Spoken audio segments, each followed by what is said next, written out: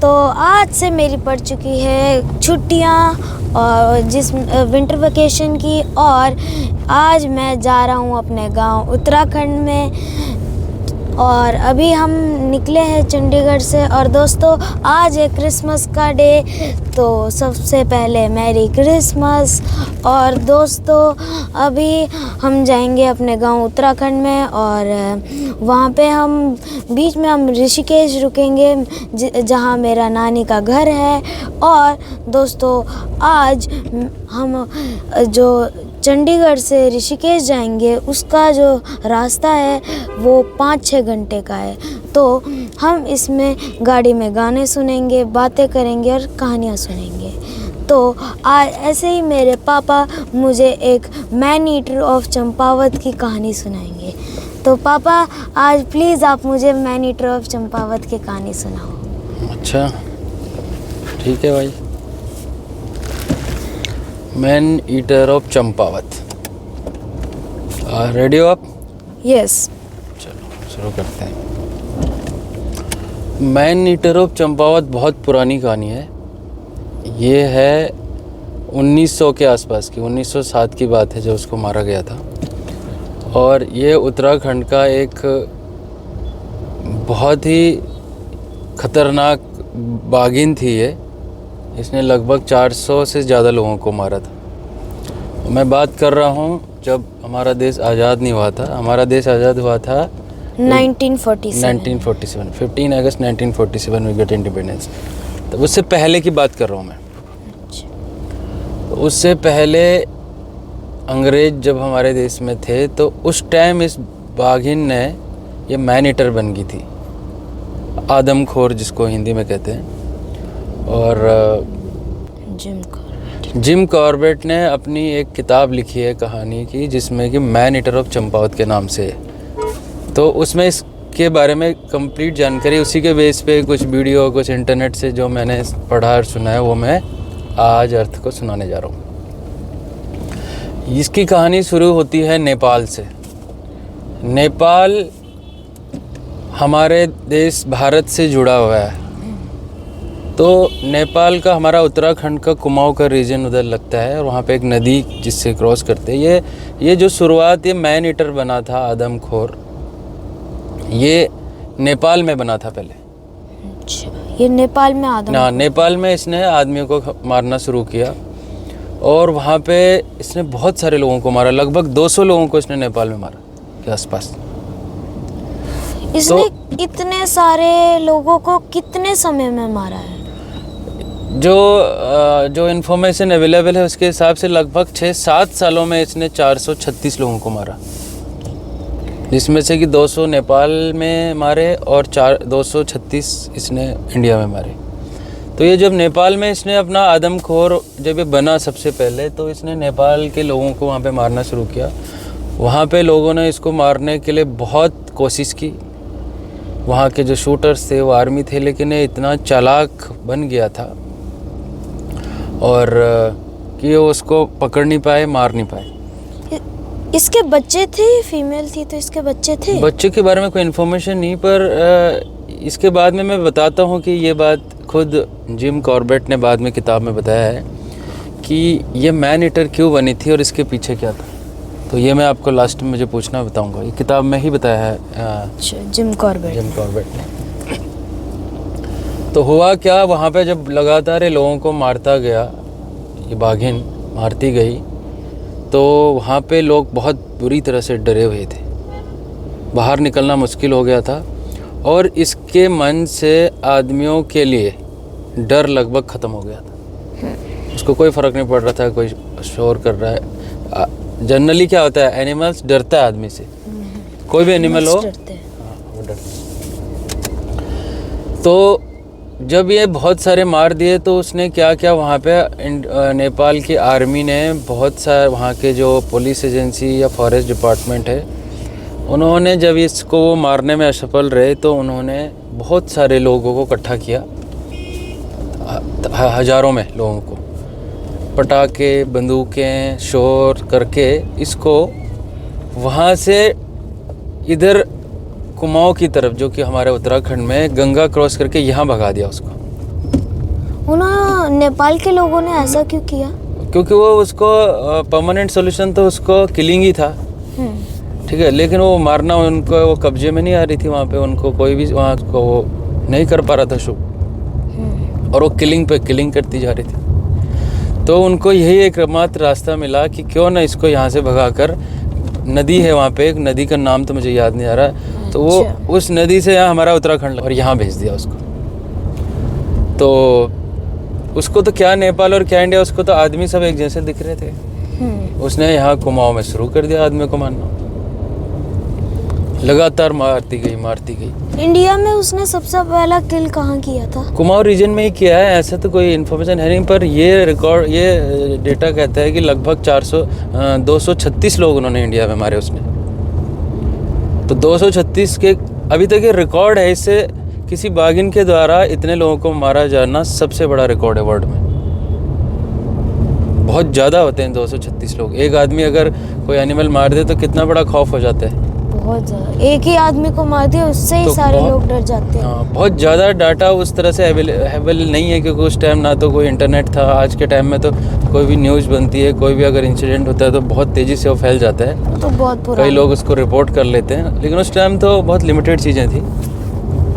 और ये बात जिम कॉर्बेट ने अपनी किताब में जो लिखा है, या उसके बेसिस पे जो भी इंफॉर्मेशन है, हम उसको आज पढ़ रहे हैं या सुन रहे हैं। चलो, हुआ क्या कि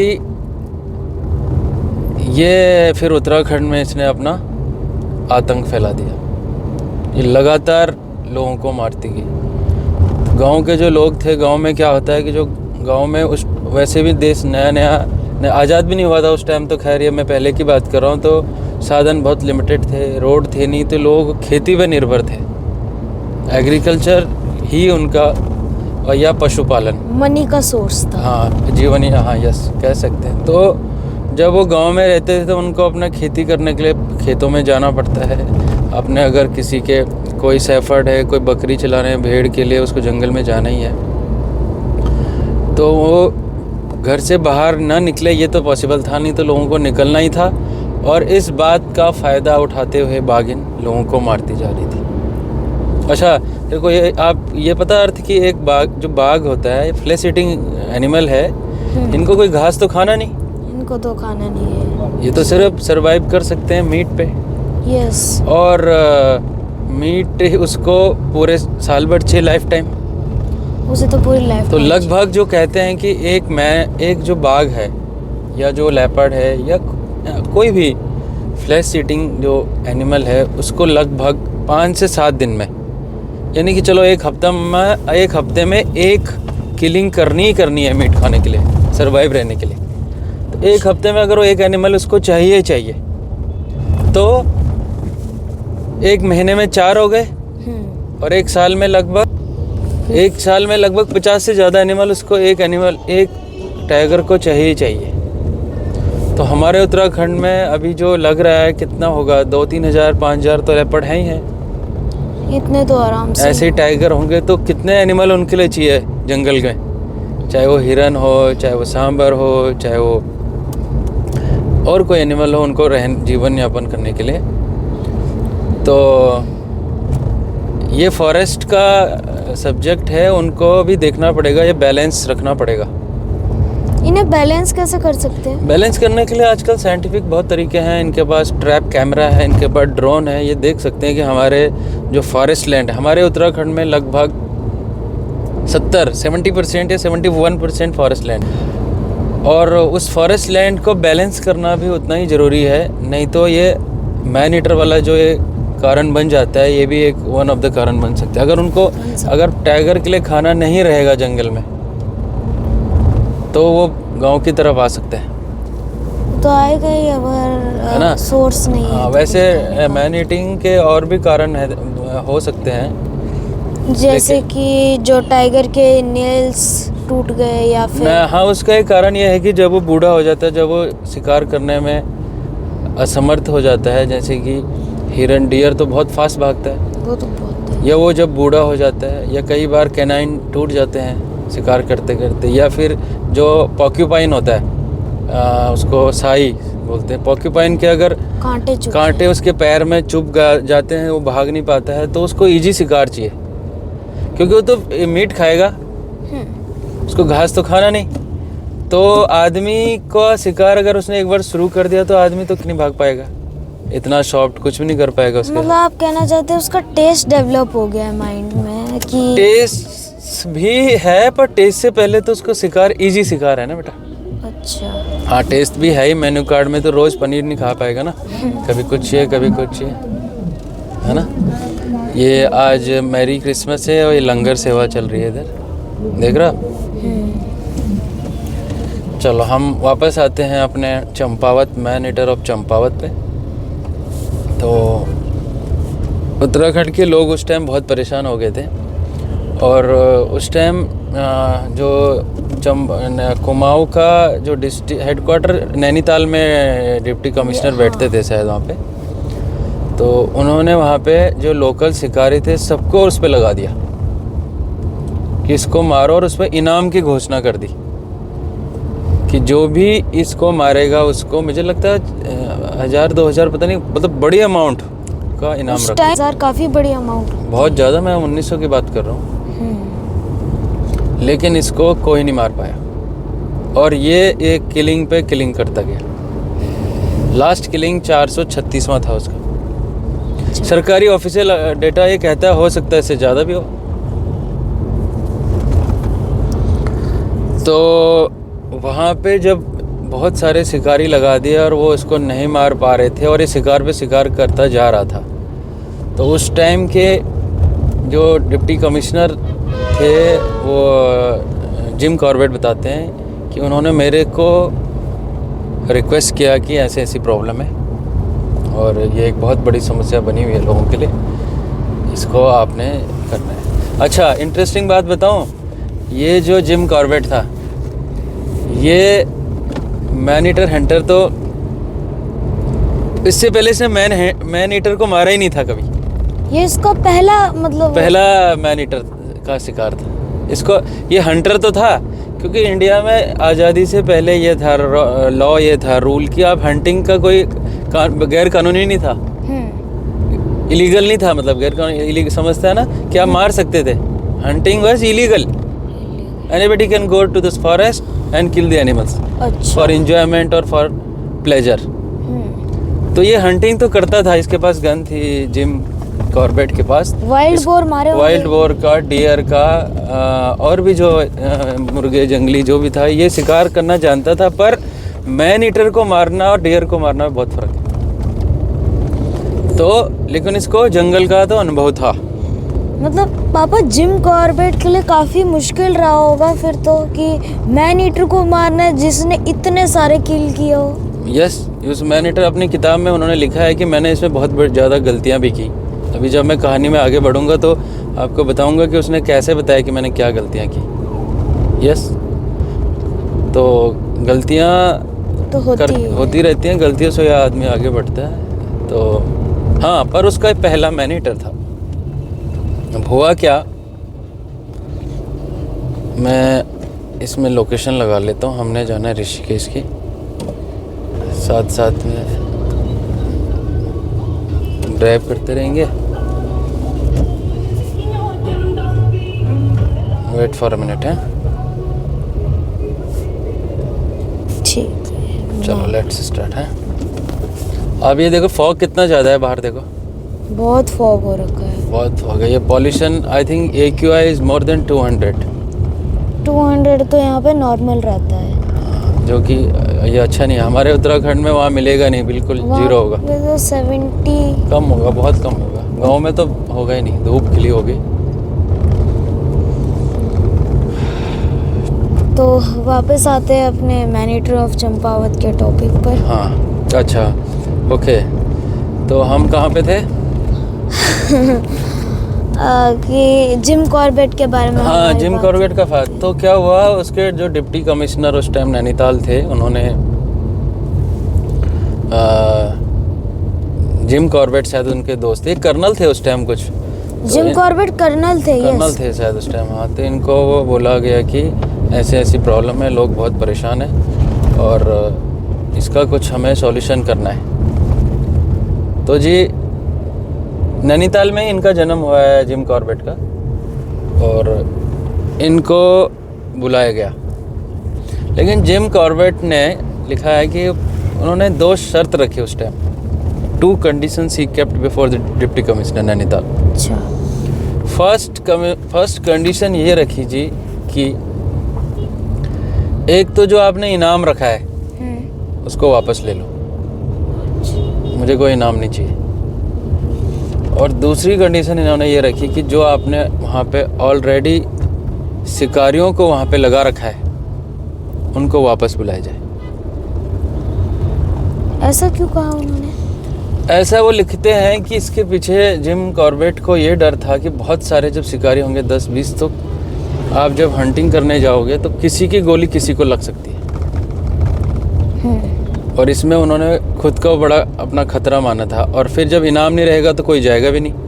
हाँ। जैसे कि ये आगे सामने ये ट्रक जा रहा है, ये ट्रक देख रहा है।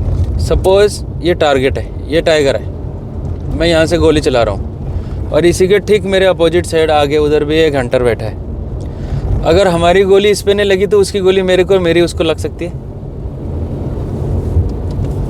जंगल में। उसने कहा मैं अपने सिलेक्टेड लोगों को साथ में ले जाऊंगा। उन्होंने शायद 6 लोगों की टीम बनाई थी अपने साथ, कि असिस्टेंट था उनका, सर्च लाइट टॉर्च का होता है, और उसके अलावा उन्होंने सबको वापस बुला दिया। जो टाइगर की टेरिटरी थी उसमें, टेरिटरी में जाएगा। हाँ, वो तो ये तो पता लग ही जाता है ना कि कहाँ पे किलिंग कर रहा हो।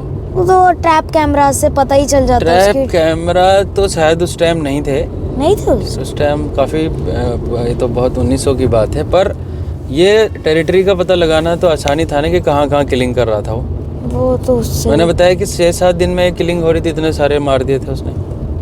हाँ, तो 200 लोगों से तो आई थिंक 10-15 किलोमीटर की रेडियस में आसपास हो, उधर पता लग रहा था कहाँ पे था। तो कितना खतरनाक रहा होगा उन लोगों के लिए उस टाइम में देखना, सोचना, क्योंकि जो बाघ डर ही नहीं रहा था लोगों से। जब बाघ का डर खत्म हो जाता है तो आदमी को मारना क्या, हो तो गांव घुस के मार देगा। तो जब ये बात जिम कॉर्बेट ने डीसी साहब के सामने रखी तो उन्होंने उनकी शर्त को मान लिया, और साथ में उन्होंने भी शर्त रखी कि अगर अब जैसी कोई किलिंग होती है आपने जितनी जल्दी हो सके तुरंत इस टास्क पे आ जाना है। और इसी दौरान 1-2 दिन के अंदर एक किलिंग और हो गई। वो शायद कॉर्बेट साहब बताते हैं कि 17 साल की एक लड़की थी, 17 साल की, जिसको उसने मारा, और उसके बाद वो उस गांव में चले गए। मतलब इस टाइग्रेस को मतलब जो भी दिखता था उसको मार देती थी। उसको आदमी दिखना चाहिए, उसको क्या, उसको तो चलो आदमी की इतनी ताकत कहाँ है कि वो टाइगर के साथ कोई संघर्ष कर सके, पॉसिबल नहीं है। तो एनिमल है, ताकतवर है। तो हुआ क्या कि जब वो उस गांव में एक लड़की को उठा के ले जा रहा था टाइगर, तो एक लड़की जिसको ले गया उसके साथ की शायद उसकी सिस्टर थी या एक और थी औरत, मेरे को एग्जैक्ट याद नहीं आ रहा है। तो जब टाइगर की हम आवाज़ सुनते हैं कितना डर लगता है, बहुत ज़्यादा हमारा आवाज़, आप डर जाए। जब वो सामने आएगा और कोई देखेगा तो अच्छा खासा आदमी भी बस उसका पसीना निकल जाएगा, बस फिर तो हार्ट अटैक से भी मर सकता है अगर कोई कमज़ोर हो तो। इतना खतरनाक तरीके से उसका मुंह खोल के आता है, बहुत खतरनाक जानवर। हमारा जितना बड़ा हमारा हेड है उतना बड़ा, उससे ज़्यादा बड़ा उसका जो मुंह है, इतना बड़ा पंजा है। वो एक अगर उसने मार दिया तो मतलब, तो ये ऐसा ही हुआ। वो लड़की जब उसको ले गया उसकी सिस्टर को, जो दूसरी थी उसने आवाज़ करने की कोशिश की, इतनी ज़ोर से चिल्लाई वो कि कॉर्बेट साहब बोलते हैं उसकी आवाज़ चली गई इतनी जोर से। एक को तो ले गया शिकार को तो, लेकिन जो दूसरी लड़की थी उसकी आवाज़ चली गई और वो गूंगी हो गई। ये तो बहुत खतरनाक। गूंगा किसको बोलता है? पर्सन हु कांट स्पीक, बोल ही नहीं सकता। किस वजह से? इतने खौफ और डर से उसकी आवाज़ ही चली। वो इतनी ज़ोर से चिल्लाया कि उसकी आवाज़ ख़त्म। और ये बात वहाँ पे जाके जिम कॉर्बेट को बताई गई। अच्छा, अब कॉर्बेट साहब के साथ मुश्किल ये थी, किलिंग हो रही थी, लड़की की आवाज़ चली गई गांव में और वो लोग डरे हुए थे। वो वहाँ गए जब उनकी टीम वहाँ पे दिन में, तो उन्होंने देखा गांव में कोई है ही नहीं, सुनसान, लोग घरों के अंदर बैठे हुए। हाँ, कोई बाहर ही नहीं आ रहा साहब, दिन में भी डरे हुए थे। जो घर से उठा के ले जा रहा था तो कौन आता बाहर। और जब वहाँ कॉर्बेट साहब, जिम कॉर्बेट की टीम वहाँ पहुँची, तो वहाँ के जो प्रधान या लोगों को मिले, उन्होंने उनसे रिक्वेस्ट की कि भाई मैं यहाँ पे आपकी मदद के लिए आया हूँ, और उसको मारने के लिए। लोगों ने सोचा पहले भी 200 है, ये भी आए, सारे बोलते जा रहे, बोलता है आप कर लो जो करना है, हम कुछ नहीं करते। उनके लिए तो नॉर्मल हंटर पहले भी जा रहे थे वहाँ पे। उनको विश्वास नहीं हो रहा था कि कोई हंटर इतना कैपेबल है कि इस टाइगर को मार सके। उन्होंने कोई हेल्प नहीं की, कोई कोऑपरेट नहीं किया, और कोई भी उनकी मदद नहीं की। जिम कॉर्बेट साहब को ये चाहिए था कि मेरे को आप ये बता दो कि उसने जो लास्ट किलिंग की कहाँ पे की, वो थोड़ा मेरे को, उनको हेल्प चाहिए थी। आइडिया आ जाएगा कि इसने कहाँ कैसे मार रही है, थोड़ा उनको जानना था, अपना देखना था उनको टेरिटरी उसकी। कोई भी गांव का लोग उनके साथ जाने के लिए तैयार नहीं हुआ, डर की वजह से। और ये जिम कॉर्बेट बताते हैं कि यही उनके लिए एक बहुत बड़ा चैलेंज हो गया कि गांव में बिना किसी हेल्प के, लोकल की असिस्टेंट के बिना वो कैसे अपने जो मिशन है उसको पूरा करें। अकेले करना बहुत बड़ी बात है। तो फिर क्या हुआ,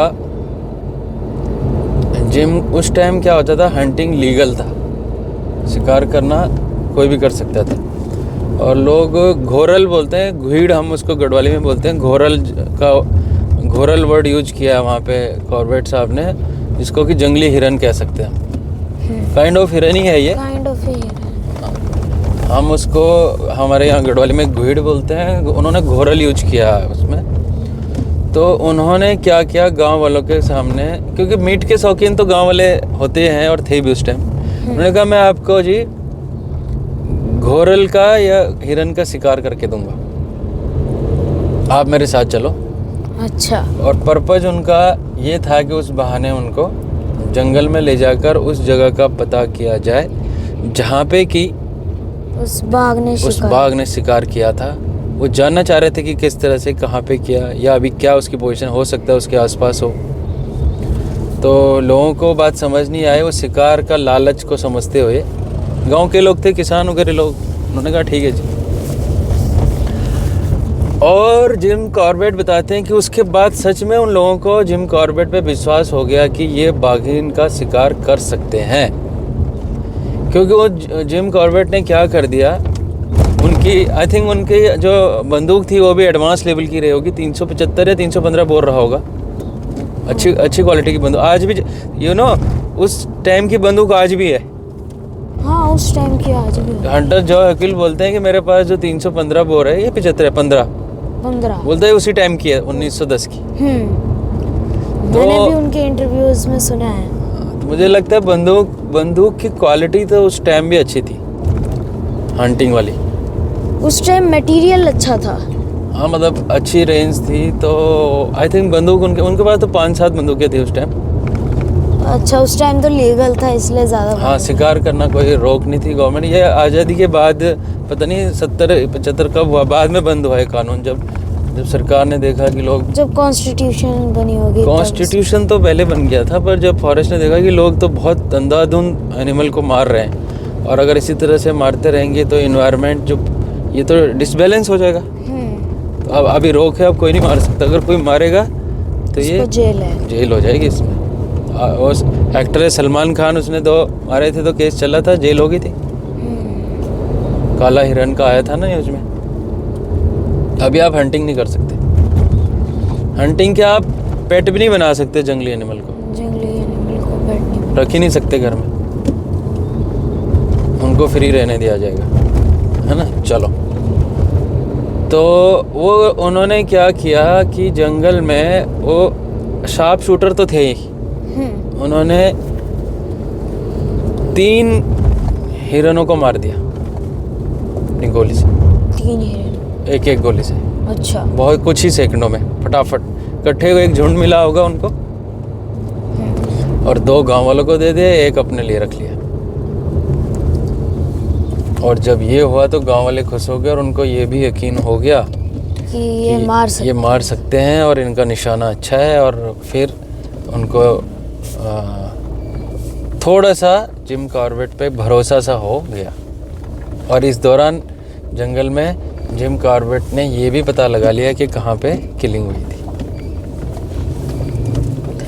अब था एक्शन प्लान बनाने का कि कैसे उसको मारा जाए, और जिम कॉर्बेट को कोई आइडिया ही नहीं था। हाँ, क्योंकि उन्होंने कभी मैन ईटर का शिकार ही नहीं किया था। मैन ईटर का शिकार कोई और एनिमल की तरह थोड़ी है। और एनिमल तो आप जाओ जंगल में, वो खुद आपसे डरा हुआ है, छुप के कहीं भी देखो। यहाँ तो जी शिकार भी आपको शिकार की तरह देख रहा है। कोई भी शिकार बन सकता है। कोई भी शिकार बन सकता है। वो मैन ईटर है, उसको आदमी चाहिए। आप जंगल में जा रहे हो, वो तो वेट ही कर रहा है कोई आए, वो आप पे आ जाएगा। उसे कोई मतलब नहीं कौन है सामने, उसको आदमी चाहिए। और ये एक बहुत बड़ा चैलेंज था, और वो नए थे तो, लेकिन उनको मारना था। और वो शिकारी बनकर आए थे तो उनको एक अपना टास्क को पूरा तो करना ही था। बंदूक चलानी आती थी, जंगल का थोड़ा बहुत नॉलेज था, बस यही नहीं था कि मैन ईटर को कैसे मारना है, उसके बिहेवियर को कैसे पढ़ना है, यही उनको समझना था। तो क्या हुआ कि जब उसने किलिंग की, उस किलिंग की साइड की तरफ वो बढ़ गए। अच्छा। उस मैन ईटर की खोज में। और जब वो उस मैन ईटर की खोज में बढ़े वहाँ पे, तो वहाँ पर थोड़ा सा देख के आ गए। तो उन्होंने अपने मन में एक प्लान फिर अपने हिसाब से बना दिया कि क्या करेंगे जी, कि मैं एक मचान नहीं, उन्होंने एक पेड़ को आइडेंटिफाई किया कि मैं इसके बगल में रहूँगा, और लोगों को मतलब हाका बोलते हैं ना उसको, इधर आवाज़ करेंगे तो इधर को आ जाएंगे, तो उसको भगाएंगे, इस साइड को आएगा, जैसे टाइगर आएगा मैं उसको गोली मार दूंगा, है ना। और उनके साथ वो लिखे, उनके उस टाइम को एक तहसीलदार था कोई एरिया का, उस एरिया का, वो भी साथ में था, उसकी भी बंदूक थी। तो उन्होंने जैसे बोल दिया लोगों को कि आप जैसे हो वहाँ से जाना, और जब मैं अपने पर्टिकुलर प्लेस में एक पाइन ट्री था, चीड़ का पेड़, उसके पास पहुँच जाऊँगा तो मैं वाइट रुमाल आपको दिखाऊंगा, और तब जाके आपने क्या कर देना, हाका शुरू करना है, ताकि जहाँ उनको अंदाज़ा था कि बागी ने वो उधर से हल्ला सुनकर इधर को आएगी, और जैसे वो आएगी कॉर्बेट साहब उसको शूट कर देंगे। ये प्लान था। और उन्होंने कोई मचान भी नहीं बनाया, जबकि मुझे लगता है कि मचान बनाना चाहिए था। तो बागिन थी, उन्हीं को मार देती। मैन ईटर, उसको तो आदमी चाहिए था। तो कॉर्बेट साहब के साथ तहसीलदार साहब भी अपनी बंदूक लेके वहाँ पे पहुंचे। उनके साथ जा रहे थे कि वहाँ पे अब हुआ क्या कि वो वहाँ पे पहुँचे भी नहीं थे उस चीड़ के पेड़ के पास, और उनको चीड़ के पेड़ के पास नहीं पहुँचे। तो लोगों ने सोचा कि अभी तक वो पहुँचे क्यों नहीं। उन्होंने पहुँचकर वहाँ पे वाइट रुमाल दिखाना था ना लोगों को। हाँ। वो पहुँचे नहीं, तो लोगों ने सोचा कि वो शायद रुमाल दिखाना भूल गए, तो उन्होंने हाका शुरू कर दिया गांव के लोगों ने। जैसे कम्युनिकेशन था नहीं, आज का टाइम होता है, फ़ोन होता है, कैमरा होता है, कुछ होता है ना। उन्होंने हाका शुरू कर दिया, और वो बागिन सच में निकल कर कॉर्बेट की तरफ बढ़ गई। और कॉर्बेट साहब जो थे वो रास्ते में चल रहे अपने जगह पे ही नहीं पहुंचे जहां उनको पहुंचना था, क्योंकि कुछ तो छिपके बैठना था ना। थोड़ा सा तो आपको आड़ लेना पड़ेगा ना भाई। हाँ, बैठने में टाइम लगेगा, छुप के रहना पड़ेगा, तो उसके रास्ते में। और वो कहते हैं कि 150 मीटर 100-150 मीटर दूर रहे होंगे अपने जहाँ पे उन्होंने बैठना था। बागिन आ गई, उन्होंने देख लिया, और बागिन ने नहीं देखा लेकिन उनको। तो वो एक छोटा सा वहाँ पे झाड़ी थी, उसके पीछे बैठ गए कि जैसे ये नज़दीक आएगी रेंज में, हम इसको मैं इसको शूट कर दूँगा। लेकिन हुआ क्या कि अब एक शूट करना ही कॉर्बेट ने था, लेकिन उनके पीछे आ रहा था तहसीलदार साहब। उसने बिना रेंज देखे, बस इनको देखते ही कुछ डर होता है, कुछ होता है, ऐसी गोली चला दी। और गोली चला के लोगों ने सोचा कि गोली चल के बाघ मर गया मर गया मर गया, हल्ला करने लगे हैं। और गोली चलते उसको बाघिन जंगल में गुम। और कॉर्बेट साहब को पता ही नहीं चला कि उस टाइम, बाद में पता चला तहसीलदार, उस टाइम तुमको पता नहीं लगा। वो तो अपना खुद एम कर रहे थे कि जैसे ये रेंज में आएगी, नज़दीक आएगी, मैं इसको शूट करूंगा। तहसीलदार की जो गोली थी वो बाघ को लगी? वो बाघ को वो कहते शायद थोड़ी सी लगी, हल्की सी कहीं पे, हाँ, पर वो इतनी नहीं, वो भागे फिर। हाँ, थोड़ा सा तो बाघ को कोई फर्क नहीं पड़ता। हाँ। अब कॉर्बेट साहब बोलते हैं कि उसके बाद मैंने एक और गलती की। जब वो जंगल चली गई, अंदर जंगल में घुस गई, फिर मैं उसके पीछे चला गया और मेरे को कोई एक्सपीरियंस नहीं था। और वो बोलते हैं कि वो मेरी गलती भी थी। मैं उसके पीछे चला गया, वो घायल थी और वो गोली लगी थी, नहीं लगी मुझे याद नहीं आ रहा, नहीं लगी थी शायद, मतलब वो हमला कर सकती थी। और वो जंगल में घुस गए उसका पीछा करते करते। घना जंगल। हाँ। और जब वो पीछा करते करते उसके गए अंदर, तो आगे जाके उन्होंने देखा कि एक झरना था, झरना, पहाड़ी थी, एक झरना बह रहा था। और वो पगमार को देखते हुए बाघ के उसका पीछा करने लगे। काफ़ी दूर जाने के बाद वो क्या देखते हैं काफ़ी दूर से कि बाघ वापस मुड़ के उनको देख रहा है। बाघ को पता लग गया कि कोई मेरा पीछा कर रहा है। अच्छा। और बाघ उसको देखने आ गया। अब ये एक स्थिति आ गई कि बाघ शिकारी को देख रहा है और शिकारी बाघ को देख रहा है। अब आमने सामने है। उसको पता लग गया कि मेरे को पीछा कर रहा है। लेकिन एक और एंगल होता है ना बाघ का कि अगर उसको भूख नहीं लगी, क्योंकि उसने शिकार कर रखा था पहले, तो वो अपनी रक्षा में करेगा अटैक। अदरवाइज भूख के लिए नहीं, अगर वो भूखा होता तो कॉर्बेट को मार देता। हाँ। तो खड़ा वो देख रहा था कि ये कौन है। अच्छा। और कॉर्बेट साहब ने बोलते हैं कि मैंने गोली नहीं चलाई, क्योंकि गोली इसलिए नीचे खाई थी। अगर वो मेरे पे चार्ज करेगा तो मेरी गोली लगने के बाद भी वो आते आते मेरे को नीचे गिरा सकता था। अच्छा, उनको एक्सपीरियंस भी नहीं था, तो उन्होंने उस टाइम बोलते हैं कि मैंने गोली नहीं चलाने का फैसला किया वहाँ पे है। और अपनी जगह में खड़े हो गए, मतलब स्टैचू बन गए। हिले नहीं। हाँ, हिले नहीं। अब बाघ उसको देख रहा है, वो देख रहा है। थोड़ी देर देखने के बाद बाघ फिर आगे बढ़ गया। तो उसके बाद कॉर्बेट साहब ने कहा यार ये तो ठीक नहीं, इसके आगे जाना। उनको एहसास हुआ और वो फिर वापस आ गए घर।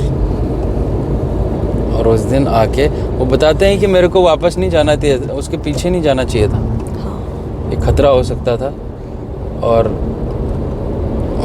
उन्होंने एक गलती की, ऐसा वो बताते हैं। चलो उस दिन वापस आ गए फिर। लेकिन अब उनको थोड़ा कि मैं बाघ को मार सकता हूँ। और बाघ है भी इसी, उसकी टेरिटरी, उसका एरिया सब पता लग गया था, है ना। तो लोगों को भी ये विश्वास हो गया कि ये बाघ के पीछे जा सकते हैं, ये कर सकते हैं। तो लोग अब उनको हेल्प करने लगे। फिर अगले दिन उन्होंने किसी तरह से फिर जंगल जाके उस बाघ को मार दिया साहब। कैसे मारा उन्होंने? जो उनको बाघिन दिख गई वो वहाँ पे। अब वो क्या हुआ, वो लोगों से डर ही नहीं रही थी। वो गए जंगल में सुबह, क्योंकि उस दिन, हाँ मैं बताना भूल गया, वो वापस आने का कारण ये भी था कि रात होने लगी थी। अच्छा। तो उनको वापस आना पड़ा। उनको फिर लगा कि मुझे रात को आगे जाना ठीक नहीं है। तो अगले दिन फिर जब गए वहाँ पे, तो उन्होंने किसी तरह निशाना साधकर बाघिन को मार दिया। अब बाघिन की गोली चलाने की कहानी बताता हूँ मैं।